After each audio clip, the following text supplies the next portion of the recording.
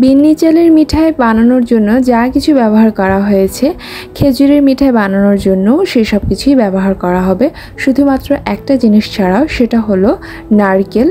নারকেলটা আমি খেজুরের মিঠাইয়ে ব্যবহার করব না, এছাড়া বাদবাকি আর সব কিছুই ব্যবহার করা হবে খেজুরের মিঠাই।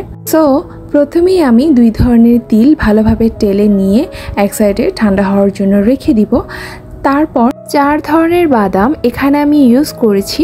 সেগুলো হলো কাজু বাদাম, পেস্তা বাদাম, কাঠ বাদাম, চীনা বাদাম। এই 4 ধরনের বাদাম কুচি কুচি করে কেটে নিয়ে সেগুলোকে তেলে ভেজে নিয়েছি, অল্প একটু তেলে।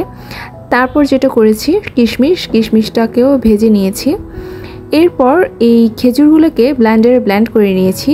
আর ব্লেন্ডার না থাকলে আপনারা পাটায় বেটেও নিতে পারেন, মানে এই যে মিষ্টি বানানো যাবে এভাবে করে একটা পেস্ট করে নিতে হবে। এরপর এই খেজুরের পেস্টের সাথে বাদবাকি সব কিছু ঘিতে অল্প একটু ঘি দিয়ে সেটাতে ভেজে নিয়েছি। ভেজে নেওয়ার পর এই সব কিছু একসাথে হাতের মাধ্যমে গোল গোল করে তিলের সাথে মিশ্রণ করে নিলাম। এই যে দেখতেই পাচ্ছেন, সব শেষের কাজ সেটা হলো এই গোল গোল মিঠাইগুলোকে তিলের সাথে মিশ্রণ করে নেওয়া, এবং এরপরই হচ্ছে পরিবেশনের পালা। দেখেই তো আমার আবার খেতে ইচ্ছে করছে। এই মিঠাইগুলো আসলে অনেক দিন আগে বানানো, সো তখন আসলে সময় পাইনি এডিটিং করার।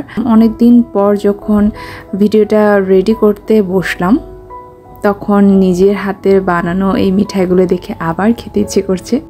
চাইলে আপনারাও ট্রাই করে দেখতে পারেন। একদম সহজ এবং মজাদার একটা খাবার, আর অবশ্যই হেলদি একটা ফুড।